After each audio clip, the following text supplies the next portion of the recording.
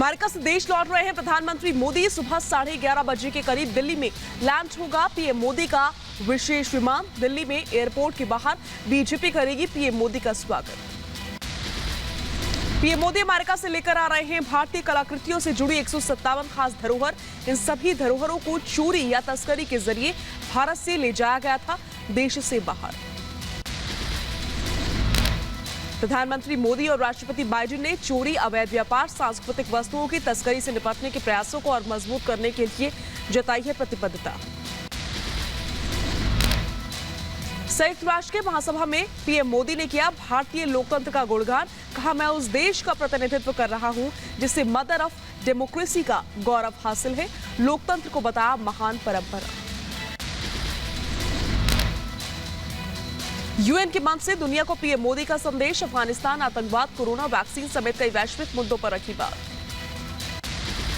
UN के मंच से पाकिस्तान पर प्रधानमंत्री मोदी का सबसे करारा वार। कहा, अफगानिस्तान की धरती का इस्तेमाल आतंकवाद फैलाने और आतंकवादी गतिविधियों के लिए ना हो। पीएम मोदी ने कहा, वहां की नाजुक स्थितियों का कोई देश अपने स्वार्थ के लिए टूल की तरह इस्तेमाल करने की कोशिश ना करे।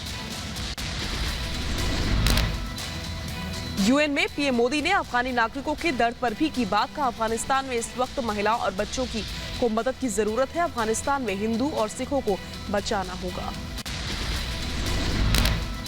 चीन का नाम लिए बगैर पीएम मोदी ने की विस्तारवाद पर कड़ी चोट। कहा, विस्तारवाद की सोच पर लगाम लगाने की जरूरत। समंदर है हमारी साझा विरासत, समंदर का इस्तेमाल करें, दुरुपयोग नहीं। पीएम मोदी ने कहा कि आतंकवाद को रोकने में यूएन सफल नहीं रहा। अफगानिस्तान संकट के वक्त भी सवालों के घेरे में रहा है यूएन। यूएन के मंच से पीएम मोदी ने कोरोना से जान गंवाने वालों को दी श्रद्धांजलि। कहा, दुनिया इस वक्त सबसे बड़ी महामारी से लड़ रही है। दुनिया भर की वैक्सीन निर्माता कंपनियों से भारत आने को कहा है। न्यूयॉर्क में यूएन हेडक्वार्टर्स के बाहर भारतीय समुदाय के लोगों की भारी भीड़। पीएम मोदी की एक झलक पाने के लिए बेताब दिखे लोगों ने लगाए मोदी मोदी के नारे। यूएनएससी में भारत की स्थायी सदस्यता पर विदेश सचिव का बड़ा बयान। कहा, बाइडेन चाहते हैं भारत यूएनएससी में आए। ग्लोबल सिटीजन्स लाइव कार्यक्रम को पीएम मोदी ने किया संबोधित। कहा, गरीबी की चुनौती से तभी लड़ा जा सकता है जब लोग सरकार को मान ले अपना साझेदार। पाकिस्तान के झूठ पर भारत ने लगाई लटार। यूएन में भारतीय राजनयिक ने करारा जवाब देते हुए कहा कि पाकिस्तान वैश्विक मंच पर झूठ बोलता है। यूएन में भारत की राजनयिक ने कहा, पाकिस्तान आतंकवाद का गढ़ है, पड़ोसी देशों के लिए आतंकी पालता है पाकिस्तान। अफगानिस्तान के घोर में तालिबान और आईएसआईएस के बीच हिंसक झड़प में 2 की मौत हो गई। मरने वाले एक आईएसआईएस आतंकी और एक आम नागरिक है। आईएसआईएस के सदस्य को भी तालिबानियों ने पकड़ा। तालिबान ने भी पाकिस्तान प्रधानमंत्री इमरान खान को लगाई फटकार। कहा, इमरान खान भी हैं कठपुतली, अफगानिस्तान में दखल न देने की अपील की है। तालिबान कमांडर, सोशल मीडिया प्रमुख जनरल मोबीन, तालिबान के प्रवक्ता जनरल मोबीन ने इमरान खान पर निशाना साधा। इमरान को खुद पाकिस्तान की जनता ने नहीं, सेना ने बनाया है प्रधानमंत्री। अफगानिस्तान में तालिबानी क्रूरता की सबसे ताजा तस्वीर आई है। हेरात में एक शख्स को सरेआम फांसी पर लटका दिया गया।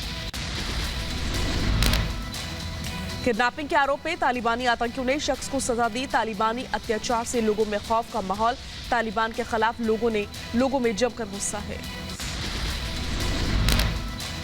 वहीं अफगानिस्तान में तालिबानियों की बर्बरता का नया वीडियो।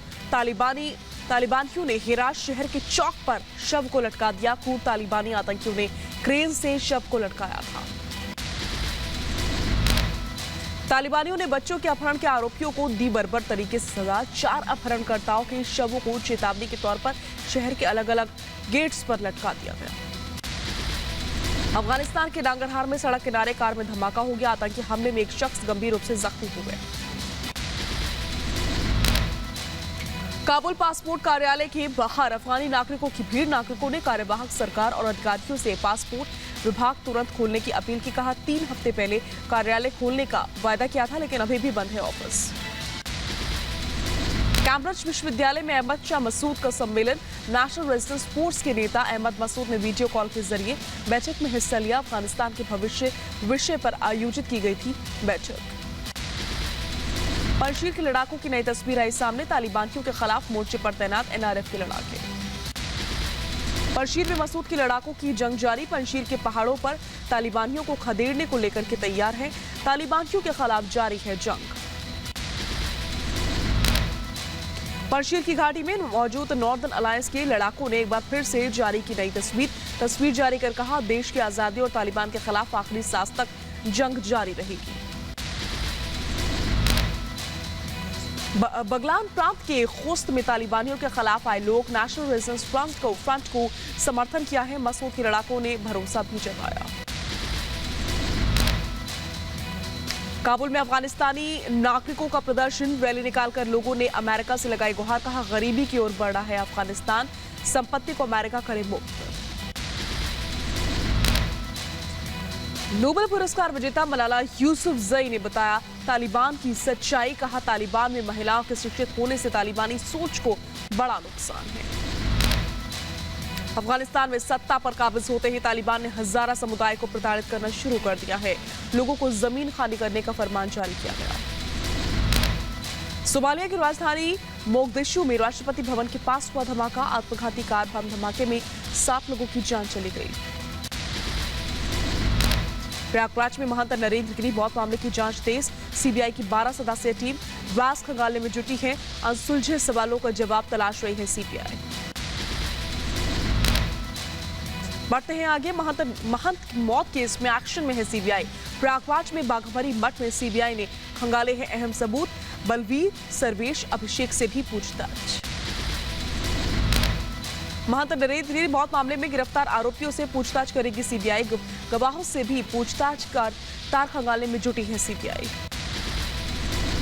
देश के नक्सल प्रभावित राज्यों के मुख्यमंत्रियों के साथ गृह मंत्री अमित शाह की बैठक सुबह 11 बजे विज्ञान भवन में होगा आयोजन। छत्तीसगढ़ और झारखंड समेत 10 राज्यों के सीएम या उनके प्रतिनिधि मौजूद रहेंगे।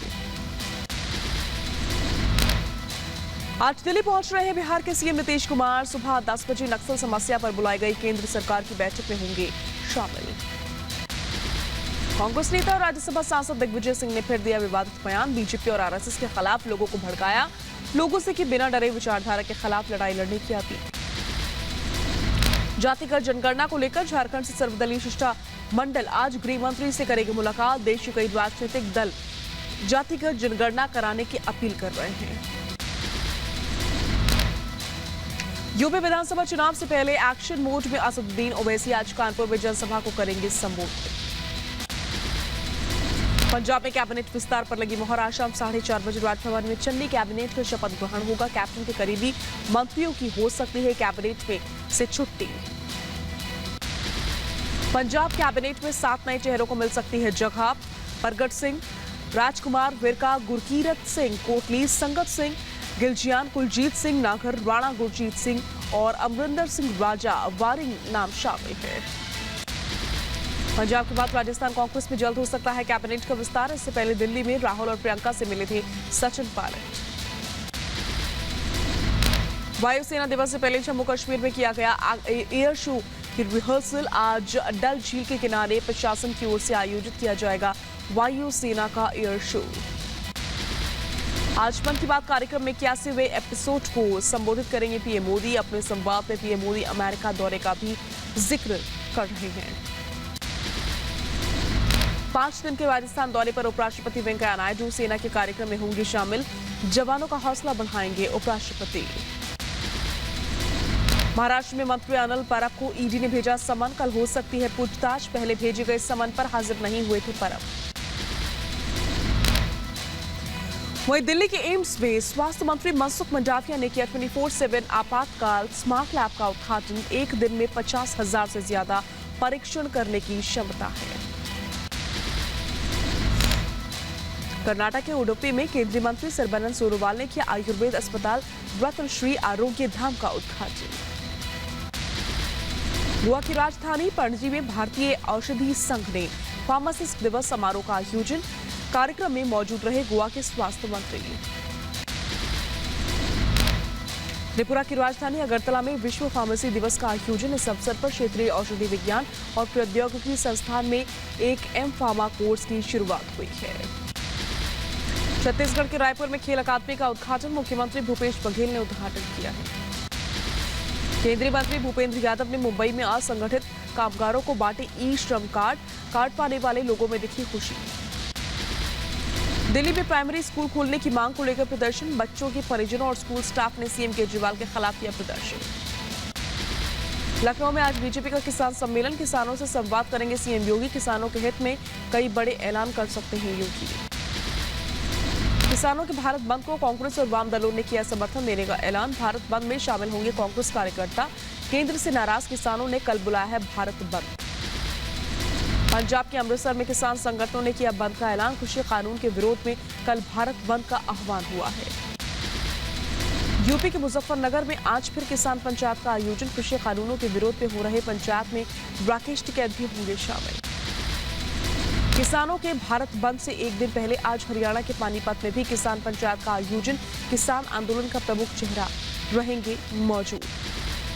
मुंबई में कोरोना योद्धाओं के सम्मान में कार्यक्रम का आयोजन, केंद्रीय मंत्री नितिन गडकरी भी इसमें शामिल हुए।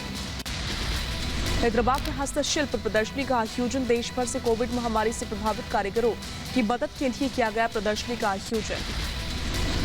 कोरोना वैक्सीनेशन में उत्तर प्रदेश ने बनाया रिकॉर्ड, अब तक यूपी में 10,36,335 लोगों को टीका लगाया जा चुका है। ओडिशा में चक्रवाती तूफान गुलाब का खतरा है, आज शाम कलिंगपट्टनम और गोपालपुर में तट से टकरा सकता है ये तूफान, 100 किलोमीटर प्रति घंटे हो सकती है हवा की रफ्तार। वहीं ओडिशा में चक्रवाती तूफान गुलाब को लेकर के अलर्ट है, 7 जिलों में रेस्क्यू टीम को भेजा गया, बंगाल की खाड़ी में तैयार हो रहा चक्रवाती तूफान गुलाब। पश्चिम बंगाल में भी चक्रवाती तूफान की आशंका है, मौसम विभाग ने जारी किया भारी बारिश का अलर्ट। बंगाल की खाड़ी में बने दबाव के क्षेत्र को लेकर अलर्ट जारी, राज्य सरकार ने 5 अक्टूबर तक सभी कर्मचारियों की छुट्टियां रद्द कर दी हैं। बंगाल और ओडिशा के साथ उत्तरी आंध्र प्रदेश में असर दिख सकता है चक्रवाती तूफान गुलाब का, तूफान को लेकर एनडीआरएफ की 18 टीमें अलर्ट पर। नोएडा में एमएनसीज में नौकरी दिलाने के नाम पर ठगी करने वाले गिरोह का पर्दाफाश हुआ है, पुलिस ने गैंग के 5 लोगों को गिरफ्तार कर लिया।